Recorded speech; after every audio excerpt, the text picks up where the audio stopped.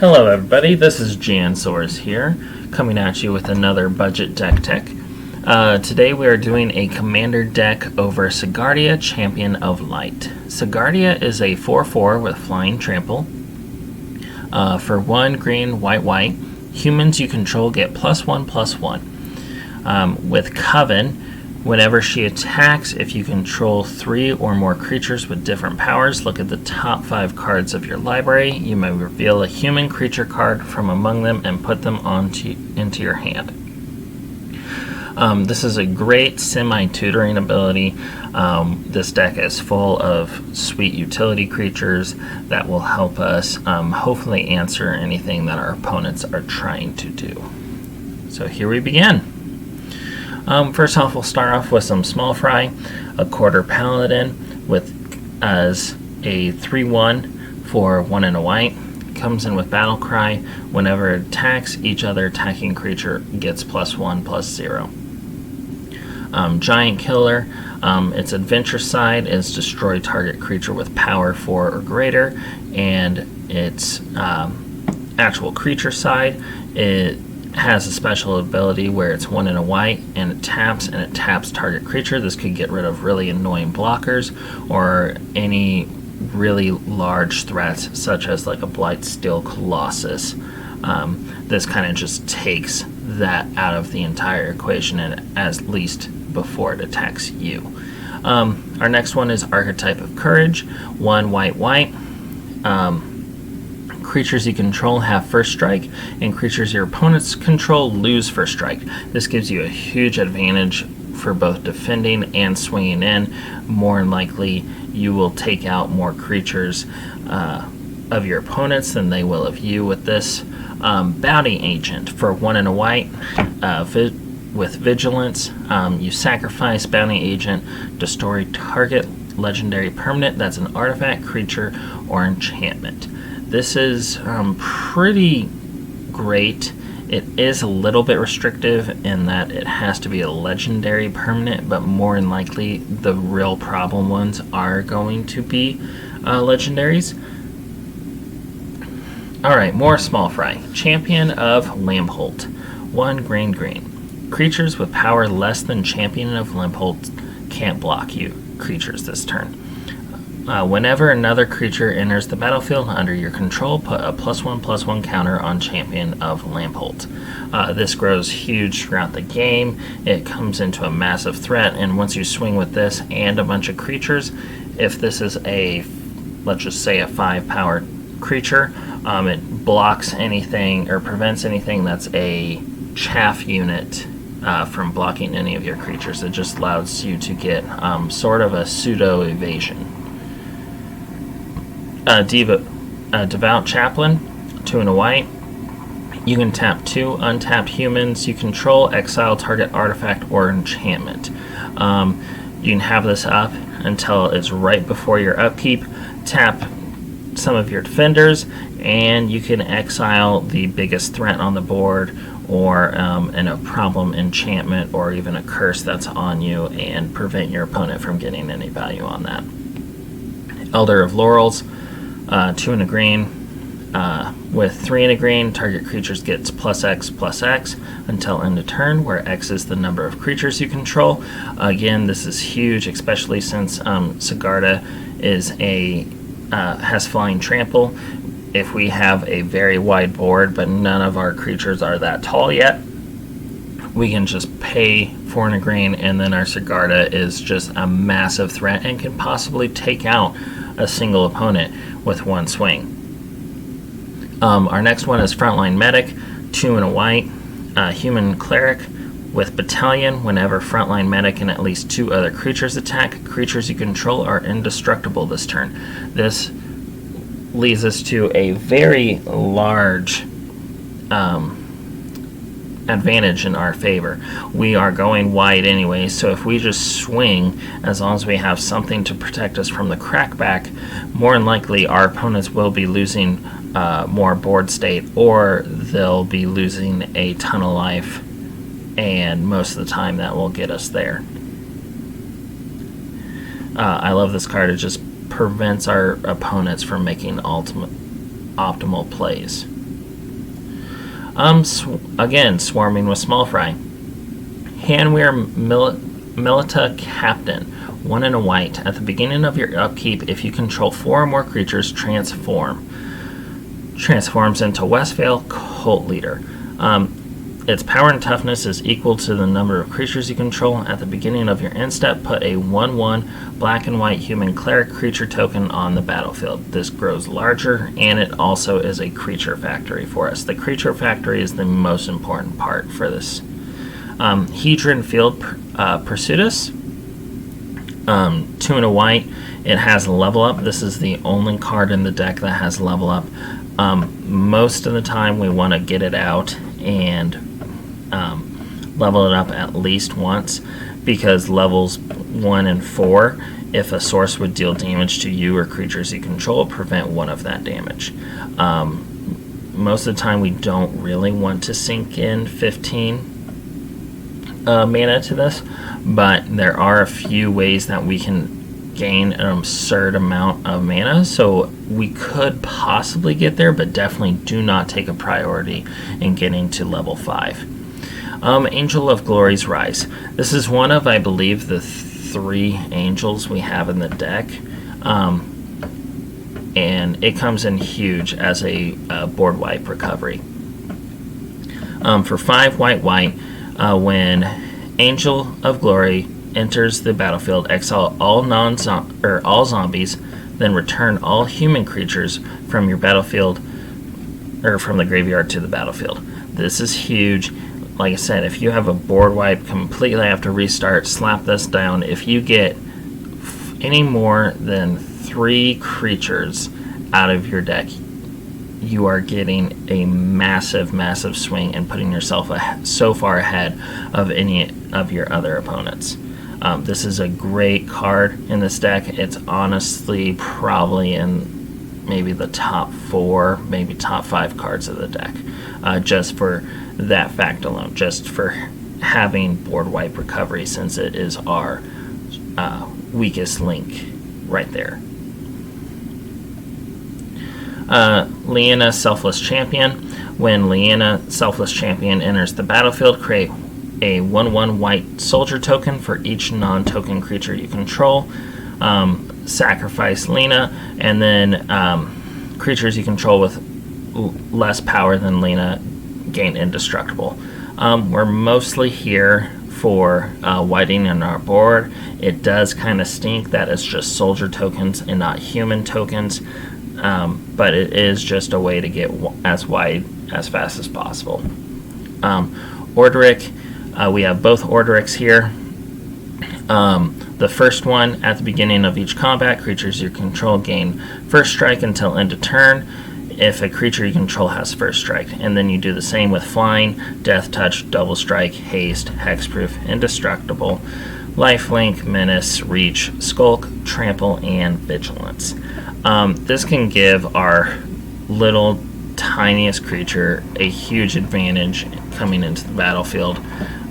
It's a great card, especially since we're going wide. We're going to have some of those keyword abilities spread throughout. Our commander alone has flying and trample, so there's 2 of them. The other Orderic has first strike, so now you have a flying, first strike, trample, which is huge. The other Orderic,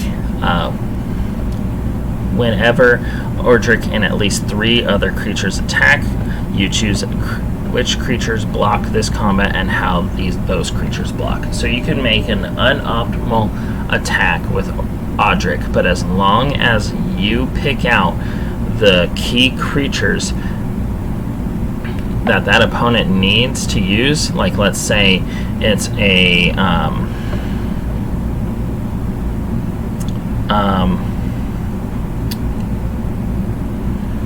let's say it's a small, low creature that just needs to build a board presence over time. Like let's say it's an Urza.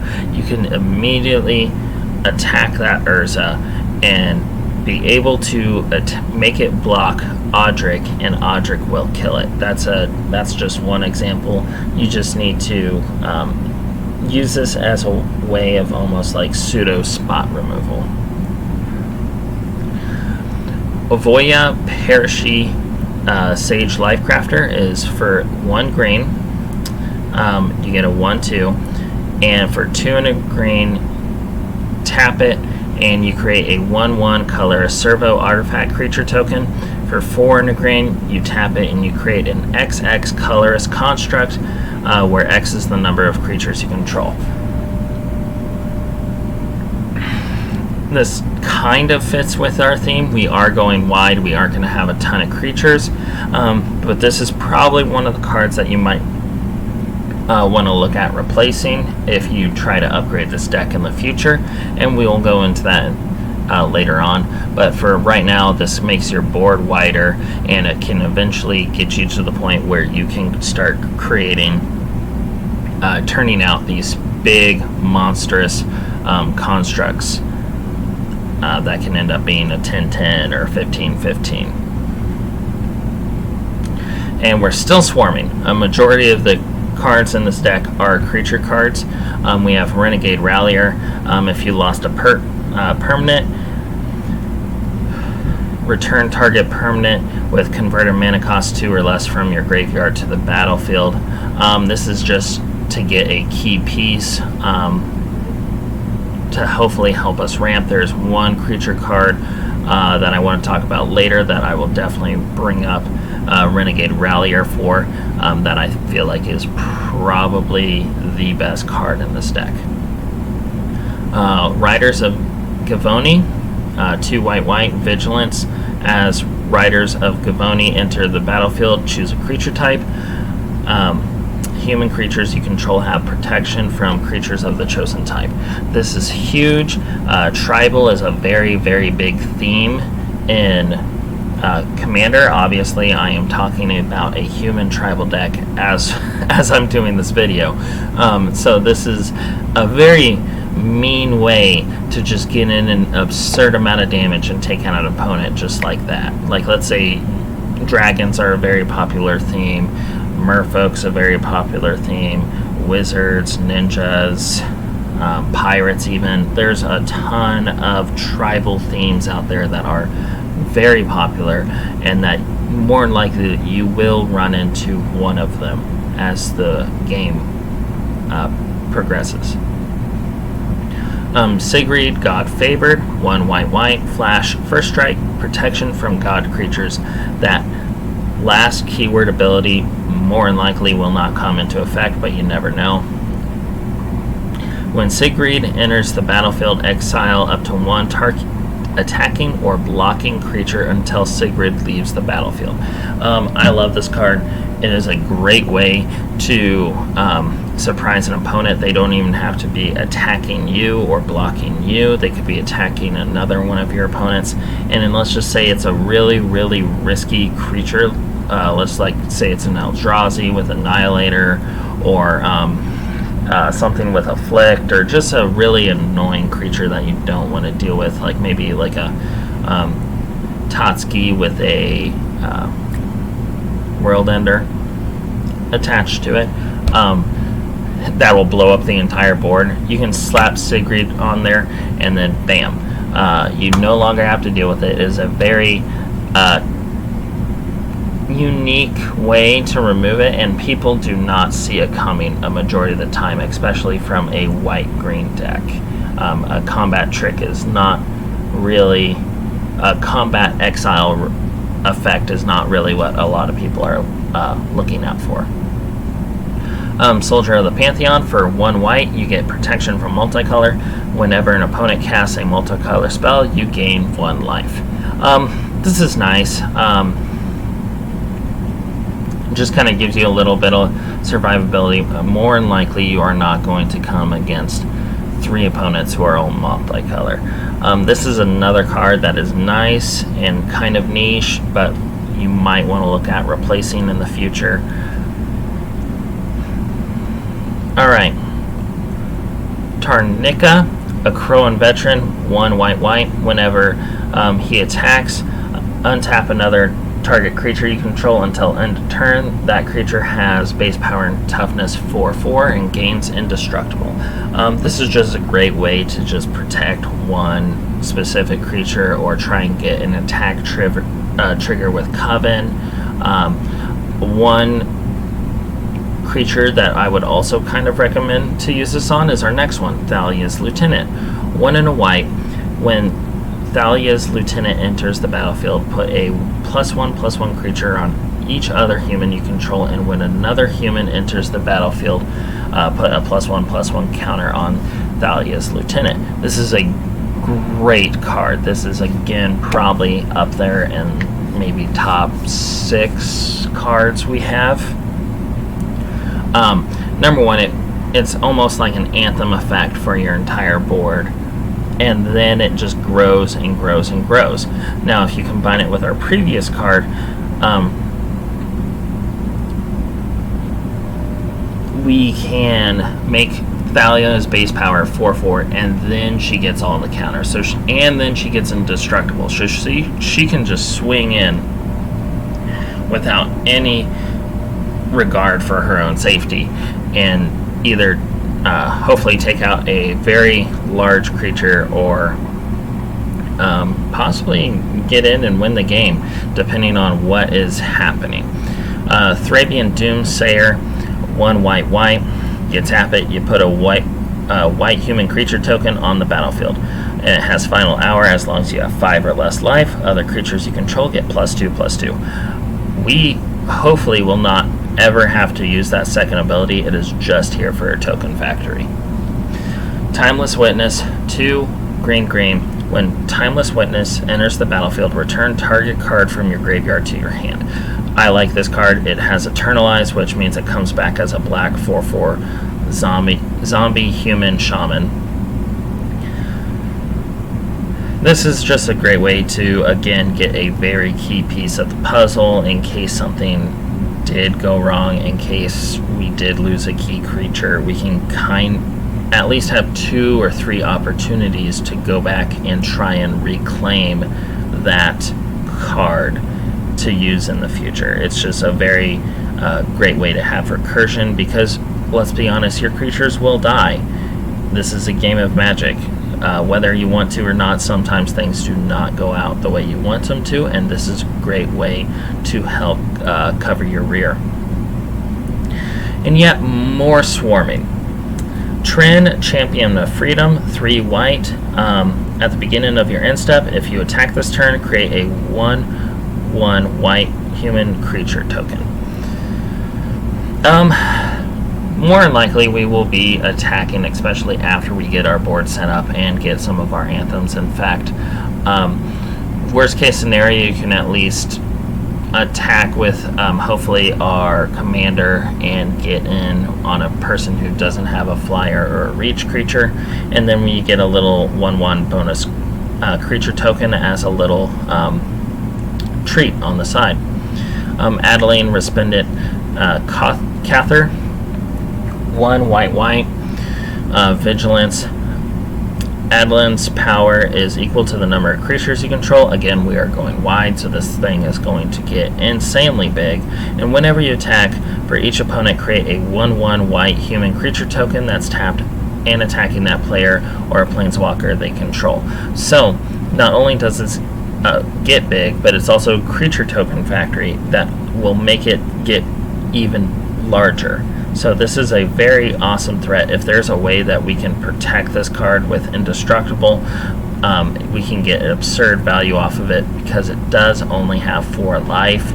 That does make it a tiny bit vulnerable for instances of Death Touch, or even anything that just has 4 power, since this doesn't have trample. Increasing Devotion for 3 white. Create 5 1/1 white human creature tokens. If this spell was cast from the graveyard, create 10 of those tokens instead. This is an excellent way to recover from a board wipe.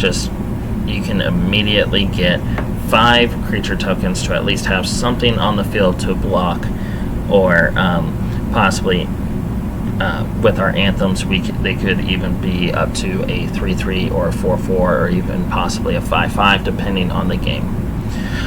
Call of the Coppercoats is, I want to say, is at least in the top 10. At least. It is 2 and a white, and the spell costs 1 and a white more to cast for each target beyond the first. Choose any number of target opponents. Create X 1/1 white human soldier tokens, where X is the number of those creatures those opponents control. So, for 7 mana, 7 mana, you can pretty much double the amount of creatures that are on the board, minus the creatures you control. This is kind of dependent on what is going on the board. If you are facing a control player, obviously you might not want to spend the extra 2 mana to target them, just because more than likely they don't have a whole lot of creatures on the board. But if you're going in against another creature-centric deck, like a goblin deck, this is huge. You can easily get probably at least 10 tokens just off the goblin player alone, let alone if anyone is playing elves, which is another very popular tribal deck. Anthems. First off, we're going to start off with Benelish Marshal, white, white, white. For other creatures you control, get +1/+1. Cogming Sleeping Dragon, 2 white, white, exact same effect. Maja Brita Guard Protector, 2 green, white, white. This is a little bit expensive. It is also has the exact same text box as the other ones, but it also has, whenever a land enters the battlefield under your control, create a 1/1 white human warrior creature. So this is awesome just because it gives us not only the anthem effect, but it also is a creature factory. Sigarda Huron's Grace is a 3 green and a white flying. You and humans you control have hexproof. Technically this is not an anthem because it does not power us up, but it does give all of our more important anthems hexproof, so they'll have to remove this targeting wise first before they remove any of our other specific anthems. And also it is a creature token factory in case we get something in our yard that we know we can't get back. Like for instance, if there's any instance of sorceries in our graveyard, more than likely we're not going to get those back, so we can at least pitch those and grab one of our human creature tokens. Alright, Glorious Anthem, 1 white, white. Creatures you control get +1/+1. Marshal's Anthem, 2 white, white, with also multi-kicker. Creatures you control get +1/+1. And then when Marshal's Anthem enters the battlefield, return up to X target creature cards from your graveyard to the battlefield, where X is the number of times Marshal's Anthem was kicked. This could be huge if, let's say, there was a board wipe and we lost a majority of our anthems. We could reestablish with our creature tokens, and then we can play Marshal's Anthem and then get all of our creature-based anthems back and instantly get the creatures on our board a +4/+4, or we could go for a mana piece. It is a very unique card. We can grab anything if we need it for a specific counter to whatever our opponents are doing. I really do like this card. Path of Bravery, 2 and a white. As long as your life total is greater than or equal to your starting life total, creatures you control get +1/+1. Whenever one or more creatures you control attack, you gain life equal to the number of attacking creatures. This is an amazing anthem effect in our deck, just because, again, we are going wide. We can easily have 10 to 15 creatures on the board. That is 10 to 15 life, and with that we are almost never going to be below our total starting life. Rally of the Ranks, 1 and a white. You choose a creature type, and creatures you control of the chosen type get +1/+1. Obviously, we are going humans here. Do not pick angels, pick humans. Collective Blessing is a very great way to kind of just end the game. Creatures you control get +3/+3. This is a very, very late game anthem, but it's very effective if and when we need it. Spear of Heliod. 1 white, legendary enchantment artifact. Creatures you control get +1/+1. And then 1 white, destroy target creature that dealt damage to you this turn. This kind of is this is definitely a deterrent for anyone wanting to swing into you with anything that's not indestructible.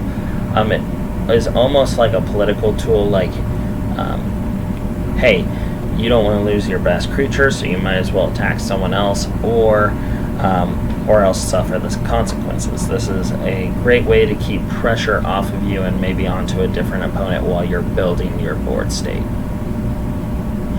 Card draw, Overwhelming Instinct. 2 in a green. Whenever you attack with 3 or more creature cards, draw a card. Like I said, eventually we're going to be trying to attack with 3 or 4 to 10 creature tokens, so we will hit this. It's just a matter of getting our board state present, and since we're playing a lot of low-to-the-ground creatures, we're going to hit our board state presence hopefully really quickly.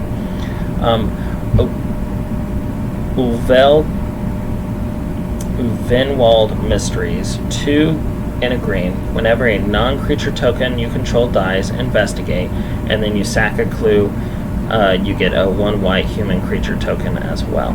Again, this is Magic. Our creatures are going to die. We're going to really try to prevent that, but at least when this eventually does happen, we do get some value out of them, some amount of card draw, and it just makes the game go a lot smoother when you plan for stuff not going your way as well as going your way.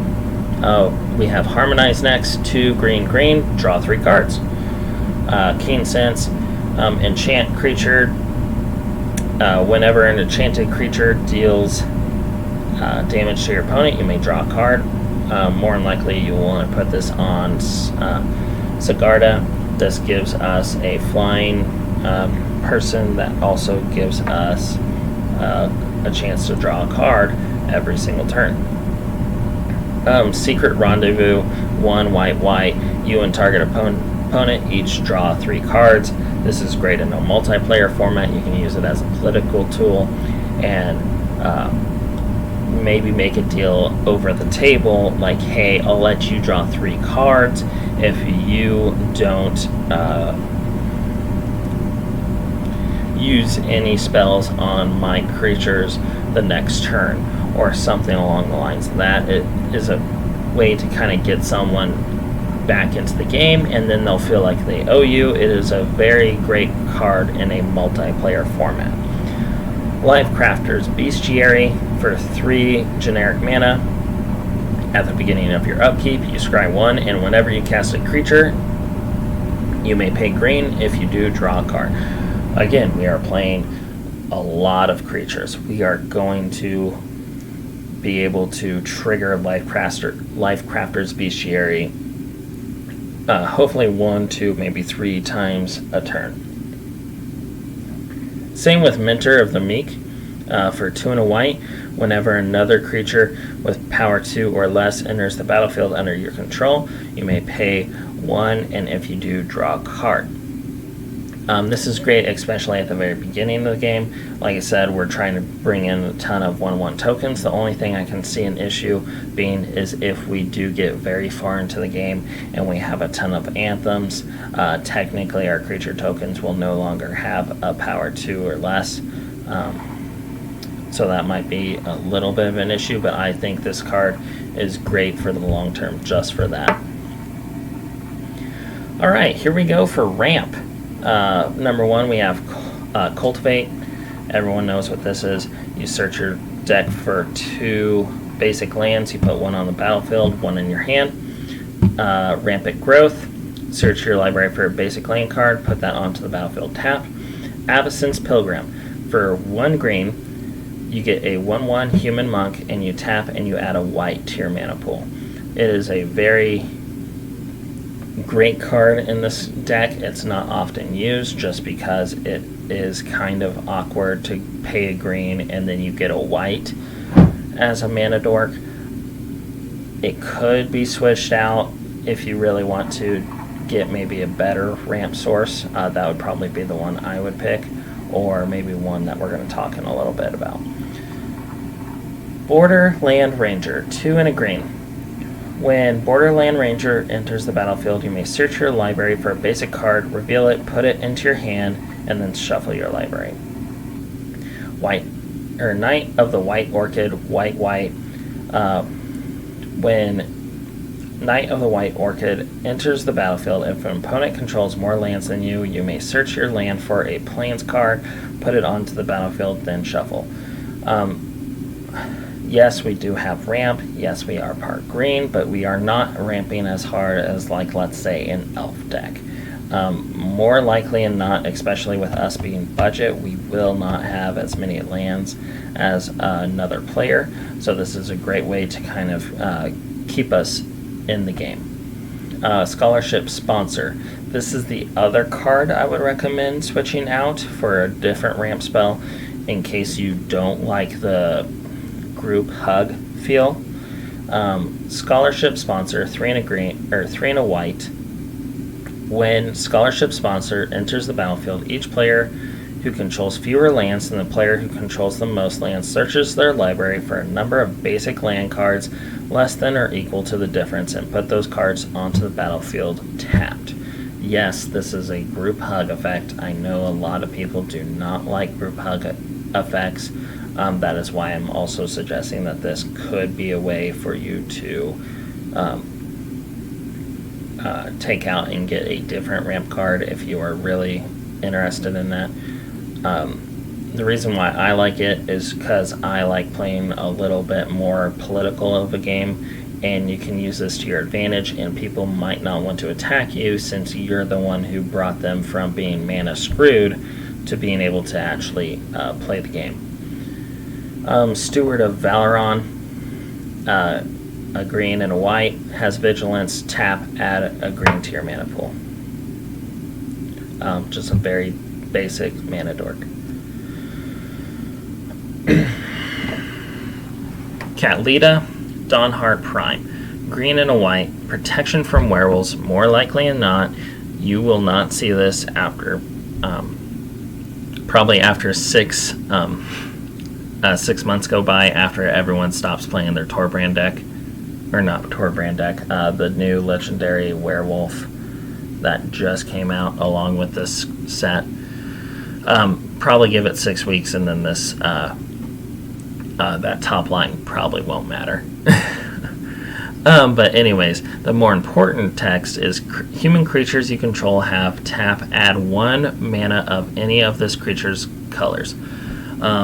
This is amazing. All of our creature tokens are at least white. So all of our 1/1 creature tokens suddenly turn into mana dorks to hopefully use for the next effect, which is 4 green and a white.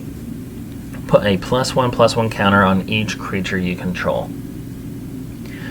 This is huge. Not only do you get a ton of mana from this card, it also has a mana sink for the late game to where you can make your wide board into a tall and wide board. This is honestly, like I said, probably in the top 5 cards. This is the card that I recommend you using your recursive abilities to try and get back, just because this is such a damn good card. Verge Rangers, 2 and a white. First strike, you may look at the top card of your library at any time. As long as an opponent controls more lands than you, you may play lands from the top of your library. This is a great way to just kind of get dead cards off the top of our library. Lands are always nice to cheat into the battlefield, or onto the battlefield anyways. kind of feels bad to draw a land when you already have 10 lands on the battlefield, and this kind of mitigates that. Let's see here. Then we have Moss and Marble Diamond. Each one taps for a particular mana. And then we have Commander Sphere. For 3 generic, it taps for any mana in our color identity, which in this case is green or white. And then we can also sacrifice it in case we really desperately need that land draw. Song of Freyalise. 1 and a green. The first 2 chapters in the saga until your next turn, creatures you control gain tap, add 1 mana of any color. This is a great way. Again, we are going super wide with this deck, so this can easily get us an extra 5-10 mana on turn 4, and we can just vomit our hand onto the battlefield if we really want to. And then the last chapter, put a +1/+1 counter on each creature you control. Those creatures gain vigilance, trample, and indestructible until end of turn. So if we do happen to vomit our entire hand onto our battlefield, at least we can just swing in with reckless abandon that turn and see how much damage we can do to either a target or opponent or all of our opponents. Another great card, but obviously, in my opinion, the best ramp card that we have is Catalita Dawnheart Prime. Just an amazing card. Turns all of our arguably useless tokens into mana dorks. Alright, pump effects. We have Overrun, 2 green. Creatures you control get +3/+3 and gain trample until end of turn. This is a great way to finish the game. Gives us trample, pumps our creatures. We are also going extremely wide, so we can use this completely turn sideways and probably end the game if we have 10 to 15 creatures on board. Plus our anthems, plus all of our other attack triggers. Wild Beastmaster, 2 and a green. Whenever Wild Beastmaster attacks, each other creature you control gets +X/+X until end of turn, and where X is Wild Beastmaster's power. This does not give trample, that is the one downside, but with how many anthem effects we have, how many other ways we do have to boost our creature's powers, this can easily turn into a 3/3 or +3/+3 or +4/+4 effect for everyone. Overcome is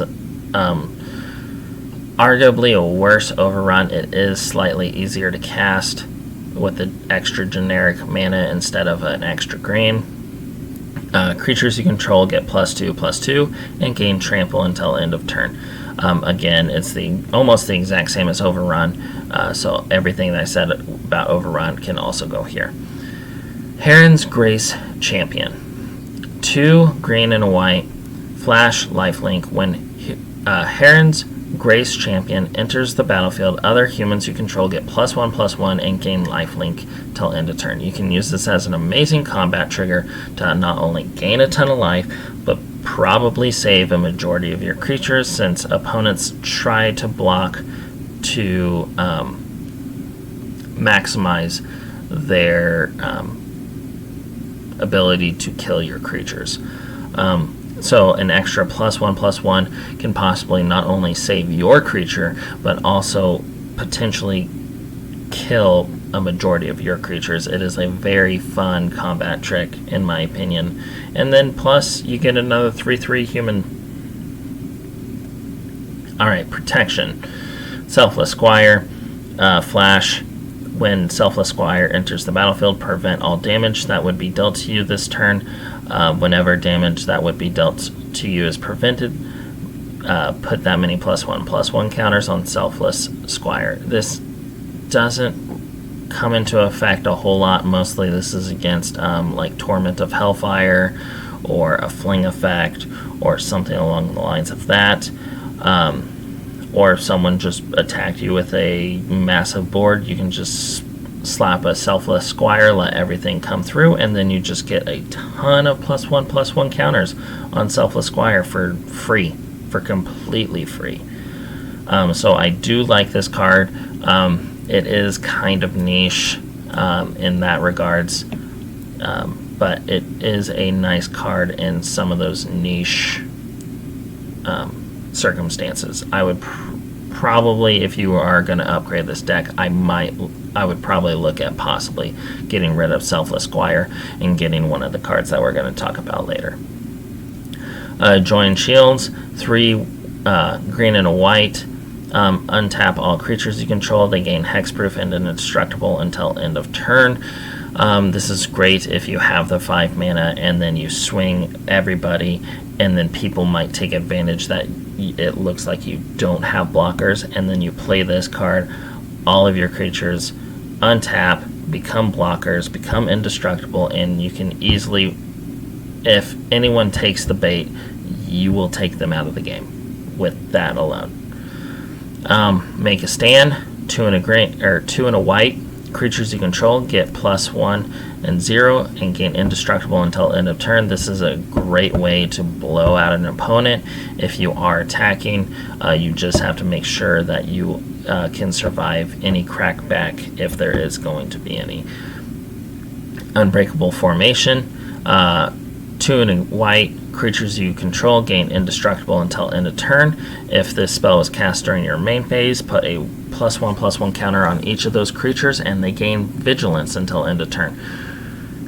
I love Join Shields, Make a Stand, and Unbreakable Formation because it protects us from board wipes, as well as making it very almost unfair to our opponents who have to now block 15 creatures who have vigilance and indestructible. It almost seems like we're playing dirty at that point.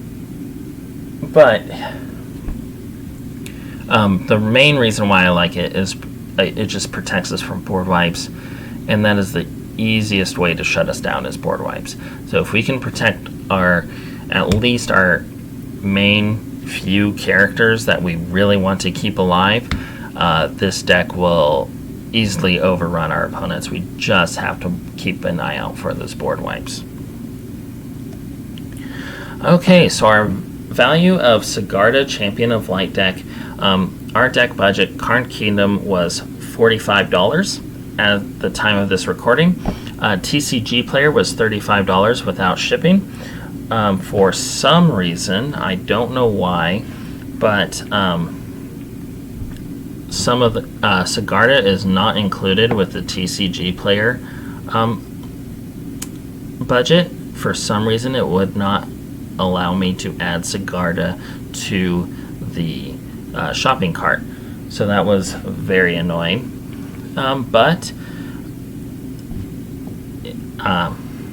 Again, TCG Player is without shipping just because sometimes their cart optimizer does not work within full EDH deck. That's too many cards, and then it just kind of gets lost and just spins its wheels forever. Either way, the average deck cost is $366 without shipping. That is more than likely on TCG Player. So we are going at either a little bit less than 15% of the standard budget, or we are going as little as 10% of the standard budget for a Sigarda Champion of Light. I think this deck is a very, very fun way you can easily get to the Coven ability of Sigarda, and that's when your deck just really starts taking off. You can dig through your deck extremely quickly, grab the card that you need to answer for a certain tactic that your opponent is doing, or you can get an Anthem, or you can get a ramp creature. It is just a very, very great way to semi-tutor a card onto the field for a very cheap and repeatable effect. Ones to watch out for, we have Intrepid Adversary, 1 and a white.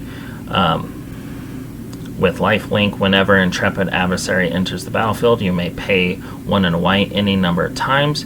When you pay this cost 1 or more times, put that many valor counters on intrepid adversary. Creatures you control get +1/+1 for each valor counter on intrepid adversary.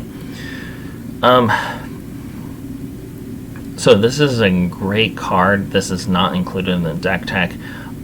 I know that I did include some of the cards from Innistrad Midnight Hunt, but I don't quite like doing that just because more than likely these are the most expensive these cards will be is at this current time right now. So if you are interested in any one of these cards on this page, I would take a look at it, maybe wait for the shininess of this set to wear off, and then look at it and see if the prices have dropped. My only concern is Intrepid Adversary might still be fairly expensive just because it could see some competitive play somewhere else, but it would be a great fit for this deck. Sigarda Savior, 3 white. When it enters the battlefield, return up to 2 target creatures with mana value 2 or less from your graveyard to the battlefield. Again, this could be a very great recursion ability to get back our valuable mana dork, our possibly an anthem effect. It's just a very great way to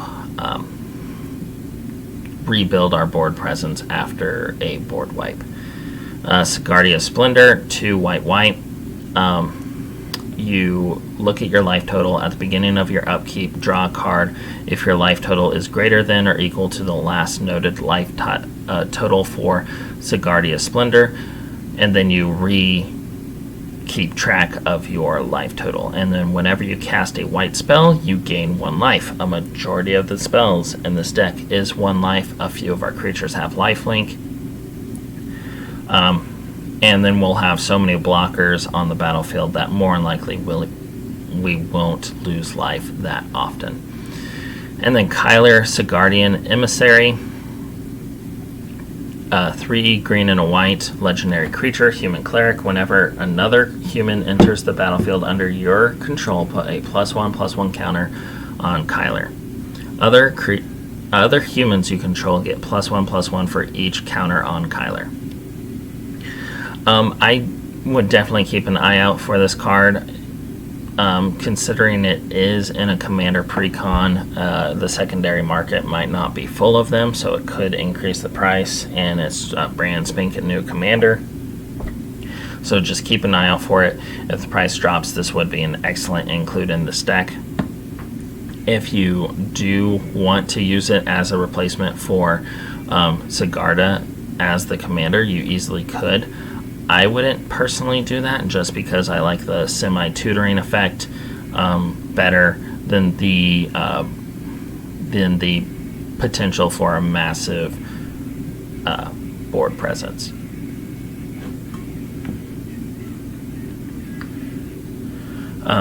So like I said, it's a great card. All these are potentially great cards for this deck. I just don't like including a ton of the newest set into these decks just because that's when the prices are usually the most for the entire history of these cards. Okay, now we'll talk about some upgrades. Carther's Crusade, 3 white. Whenever a creature enters the battlefield under your control, put a +1/+1 counter on each creature you control. Again, we are going extremely wide. So if we're going wide, this easily gets us to the point where we can go tall. It might be a little bit confusing to try and figure out which creature tokens have what power eventually, but this can easily overwhelm an opponent, especially with all of our anthems. Esper Sentinel, whenever an opponent casts their first non-creature spell each turn, draw a card unless that player pays X, where X is Esper Sentinel's power, with how many anthem effects, how many +1/+1 counters we can have on this card. more than likely people will just let us draw the extra card.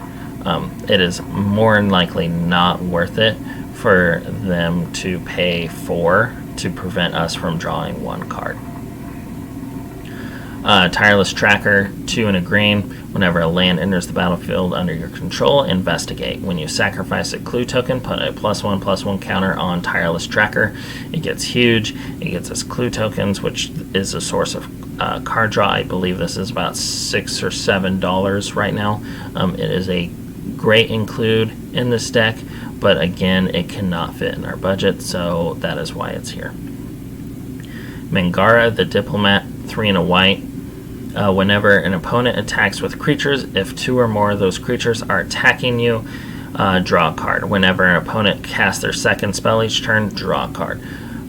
This is a very big deterrent for anyone wanting to swing into you, just because that extra value for the card draw is very staggering. And then plus, if there's a spell slinger on the table, you can easily get a card draw off of their turn. You can get a card draw off of a majority of anybody's late game turns. Thalia, Guardian of Thraben, 1 and a white. First strike, non-creature spells cost 1 more to cast. I am not a huge fan of playing a taxing deck. I also recommended an Esper Sentinel in this, but Esper Sentinel is more of a card draw engine. I feel like it's not necessarily a tax, where this is specifically a tax. It doesn't do much besides be a tax. It does have first strike, but it also is just a 2/1. That doesn't pump. That doesn't really affect the board, other than be annoying for your opponents. Again, that can, if that's your style.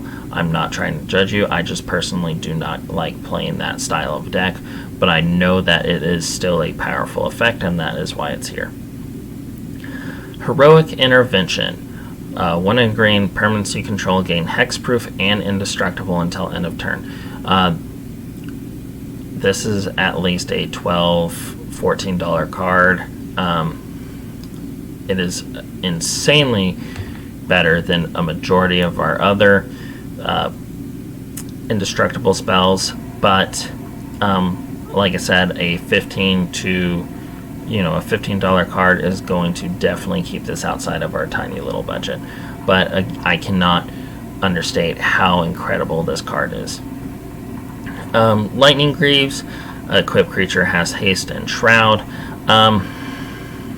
Lightning Greaves can pretty much go into any deck if you really, really squint at it. This is probably like the least likely I would throw in there. It would just more likely there for the shroud to protect your Sigarda from being instantly wiped out before you can get any value off of its pseudo-tutor effect. Alright, we're going to go into the lore. Sigarda is an angel from Innistrad, and she is the leader of the Flight of Herons. She is the sister of Bruna, Grisella, and Lisa. So Sigarda is the head of what is called the Flight of Herons. That is why her previous card is Hero of Herons. If you look very carefully, she has on her scythe, it is actually in the shape of a heron head. That is a very little minor detail that I feel like not a whole lot of people would notice. In the last time we were here at Innistrad, she chose to actually fight against her corrupted sisters, Grisella and Bruna,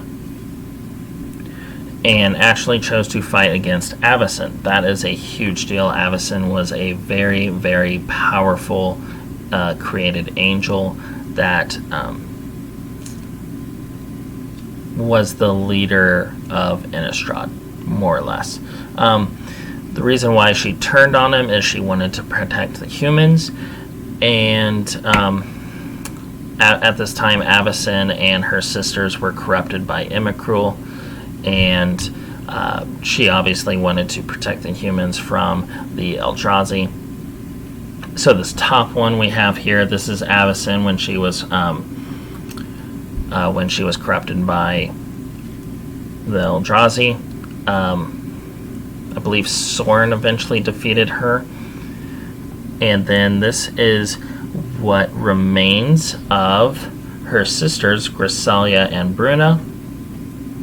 They were fused together by Emrakul into this monstrosity, and Sigarda actually helped some of the humans defeat this angel horror.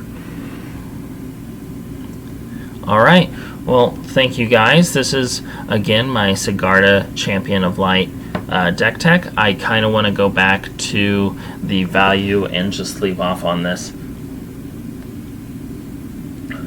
This is not an optimized build. Obviously, this is a build for anywhere from $45 to $35. This is a great starting off point, and it also plays a bunch of cards that more than likely not a whole lot of people play, and that's the best part of Commander, in my opinion, is to try and surprise someone with a card, or try and do something that not a whole lot of people are doing anyways. This is my deck tech. I definitely appreciate any comments or critiques. A like and comment is always appreciated. I will have the deck tech in the description, and thank you guys so much. I definitely appreciate it.